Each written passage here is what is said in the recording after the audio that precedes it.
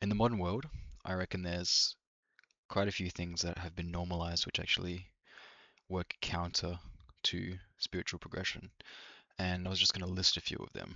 Uh, some of them are very, very obvious, but others I feel like some people probably didn't consider that they would halt their spiritual progression at all.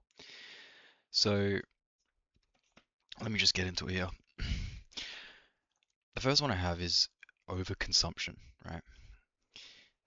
This means literally anything. You can overconsume pretty much anything that you do, whether it's food, scrolling, music.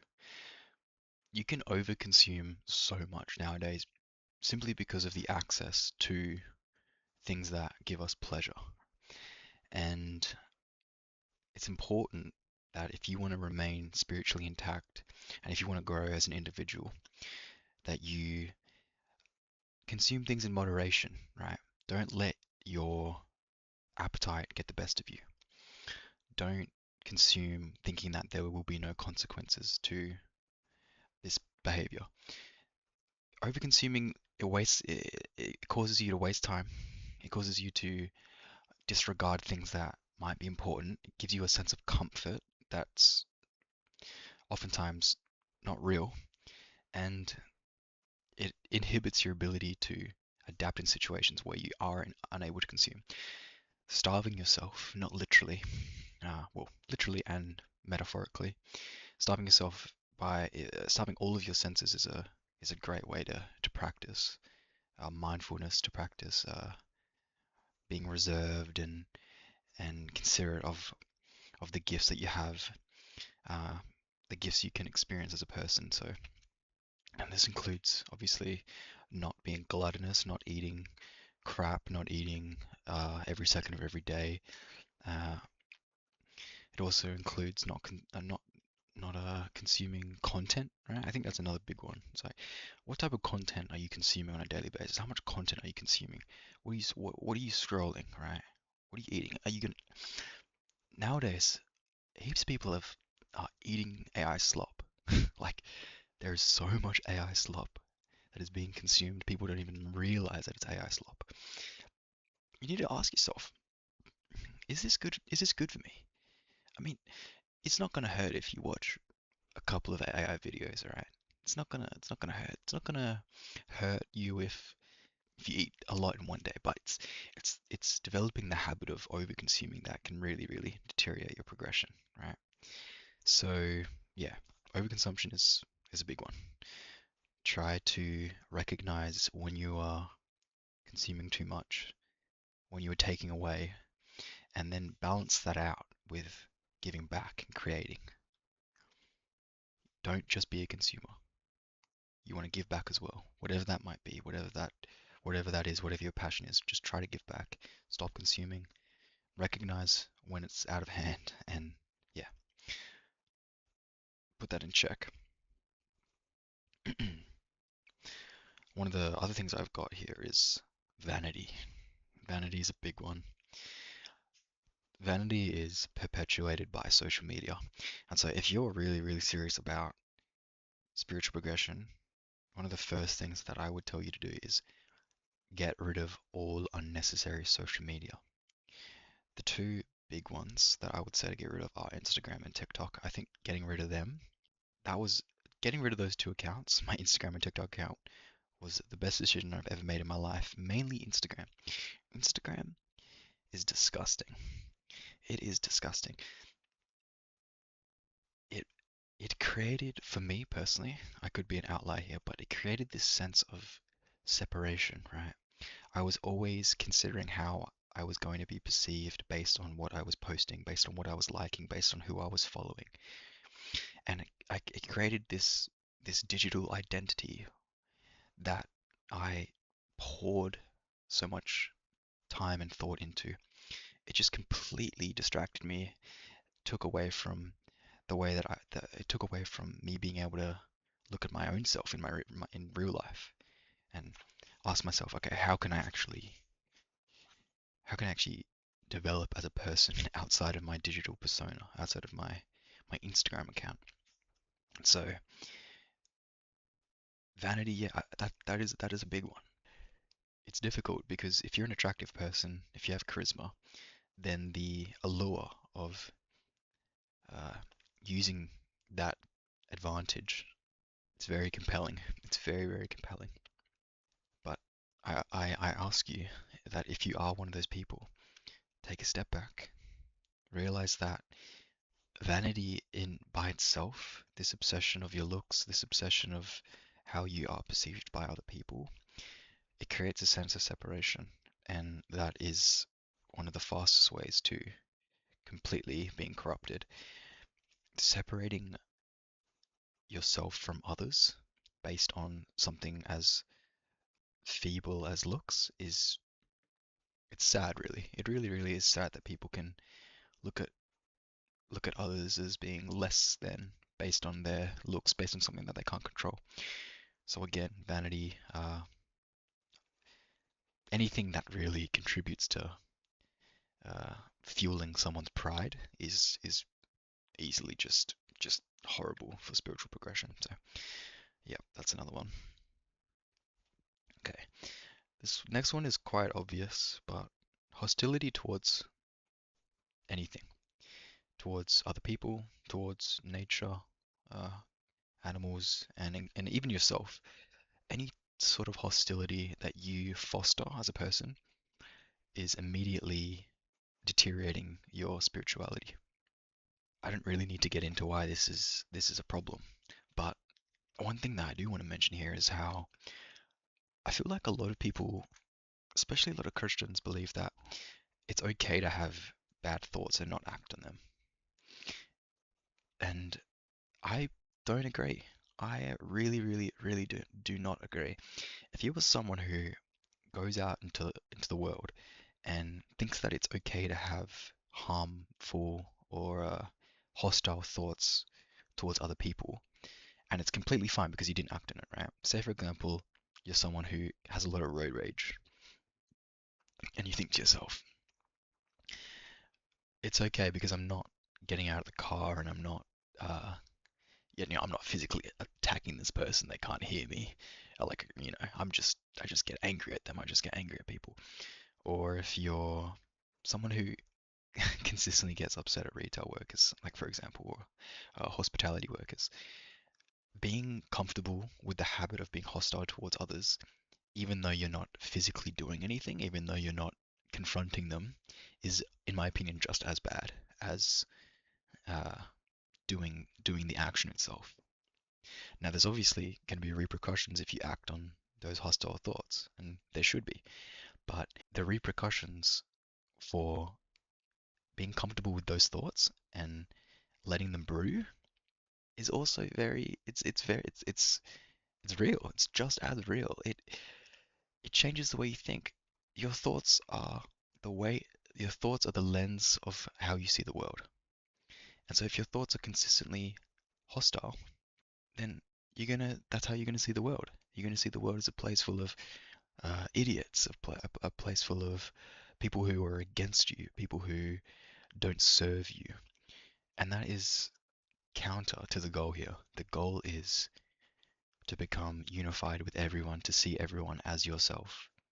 And if you truly do see everyone as yourself, if you truly live by the standard that you should treat others as you would want them to treat you, then even your thoughts need to be supervised. Even your thoughts need to be regulated to a point where you can say, this anger that I'm feeling towards someone is not serving me. It's a primitive feature of my consciousness and uh, my existence. And again, you need to understand that hostile thoughts need to be tamed. And this isn't me saying that you're never not going to be angry, but when those thoughts do come up, you can't feed them. You cannot feed them.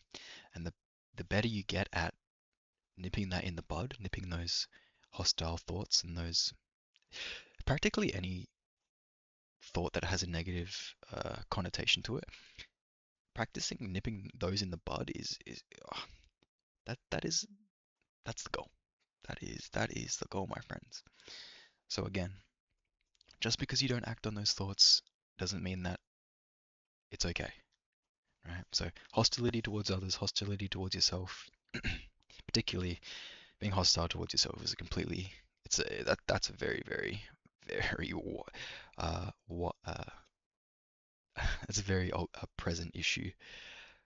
This shaming of yourself that not a lot of people talk about. That's normalized as well, and I think it's admired. I actually think being hostile towards yourself is admired because of the culture we're in, where it's all about being hustle culture, uh, working as hard as you can, pushing yourself to the absolute limit, uh, and then shaming imperfection. That's the other thing. So that in itself is a completely different video. Please be kind to yourself. Please forgive yourself. Not enough people do that. All right, the next one I have here is dishonesty. Being dishonest to others, right? That's obviously not helpful at all. Doesn't help anyone. Doesn't help. It is not helpful at all. And if you're going to argue that, oh, and I'm talking about in under normal circumstances where lying is just completely unnecessary. There are very rare niche cases of where lying can be produce a better outcome for the parties involved. I mean, you always have those examples of, if I had to lie to save someone's life, that's completely fine. No one's going to argue that isn't fine. But when it's just everyday, normal circumstances, you're fabricating the numbers, you're exaggerating. That's something that a lot of people do is they exaggerate their accomplishments to other people. They want to be perceived as better or have a more exciting life, whatever it might be, more popular. That doesn't help anyone. You're creating a false narrative that will always eventually catch up to you. The more you lie to other people, uh, the less they're going to trust you, the less rapport you have, and the more disconnected you are going to be with them. So be completely honest with them. Be completely honest with your friends, with your parents, everyone. But the other side of this is lying to yourself. And if you become someone who is comfortable with lying to yourself, then again, this will prevent you from growing as a person. This will stop any sort of self-growth because if you can't criticize yourself, if you can't uh, look at yourself from an objective point of view and say what I'm doing is wrong or what I'm doing isn't helpful, then you will get nowhere. I've met a lot of people in my life who are very comfortable with lying to themselves, and they dig themselves in a hole that is so deep, that takes so much more effort, so much extra effort than what it should be. And again, this the world we live in today uh, doesn't really this individualistic world that we live in today doesn't really try to combat this lying to yourself. And uh, that's another very important thing that you have to consider. Being as brutally honest with yourself as you can is very important. Here, I also have detachment. So having an attitude of detachment and an attitude of selfishness again creates that disconnection, creates that separation from other people. Uh, lots of people believe that they are completely separate to everything. They are themselves alone in the world, that their contributions don't mean anything, that the self is all that matters. The self is all that matters. And again, this is just basically everything that I've mentioned here can be drawn back to this idea of the self is all that matters. If you go throughout life thinking that only looking out for yourself, believing that you should always put yourself first, that you don't owe anyone else anything, then again you're doing yourself a complete disservice. You're cutting yourself off from the source. The source being all of us together as a unified species, as a unified collective mind. And that's really what we are. But we have been scorned as people into believing that we are separate, we are special, and we aren't. You are you, and I am I, and then there is no link between us. We are completely different. Uh, yeah, so that detachment to other people and that selfish attitude again is something that people need to consider if they want to take their spirituality further. Eradicating anything selfish that you do is it's actually it's a quick hack to spiritual growth. It's also very obvious to know what things are selfish. Any sort of selfish thinking, selfish actions, it's very very obvious of when you perform them. Try to get rid of that selfish attitude. Realize that everyone and everything is connected to each other. And the final thing here that I've got is that the idea of permanence. And I particularly like this one because without without the knowledge that things are going to end, that nothing will last, you start to think that nothing really matters, right? That the time you have now isn't precious. People get so caught up in their own heads and starting and believe that their actions in the now uh, are not responsible for anything, and that they have time, they have lots and lots of time. They can do it tomorrow. They can become a better person tomorrow. They can begin working on their passion tomorrow. They can call their parents, their friends. They can start connecting with other people next year. It's gonna happen in due time. Again, this is just another fancy way of me saying, if you're one of those people who procrastinates a lot, you're not gonna get far. Uh, Nothing is permanent. The time we have now is limited. It's just a speck. It's just a speck of a moment. So yeah, just having that recognition that nothing lasts and that time is precious. The time we have now is precious and meaningful. Again, is very very important. It's crucial, as a matter of fact. Uh, I'm a strong believer that without that knowledge of death, uh, without the fear of death, you will begin to do things that you regret. If you're someone who does not consider death enough, or hasn't considered it, hasn't accepted their own death, and just believes that they'll live forever, uh, yeah, then it's just a matter of exploiting as much as you can. Because why would you not want to gather as many resources as you can if you live forever, right? You want to start accumulating as much as you can if you live forever, so that you can live comfortably and lavishly. But no, unfortunately, we all die. We all die. So it isn't worth accumulating and farming as much pleasure as you can.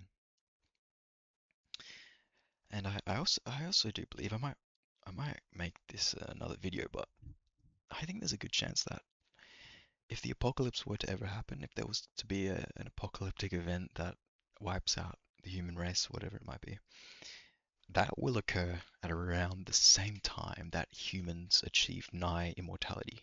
And I strongly believe that will be the case, because as soon as a person can live upwards of, I don't know, 500 years. Let's just say 500 years. Let's say medical technology progresses to a point where we can extend someone's life up to 500 years or more. Then it really becomes a case of, okay, how can I maximize this time that I have, right? Death will, for those people who eventually do get to that point, death will be so far away from them that anything spiritually related won't matter. Anything that isn't tangible, right? Anything they can't physically put their hands on and reach out and touch becomes completely obsolete. But again, I might discuss it in another video. All right. Yep, that's about it for now. Thank you.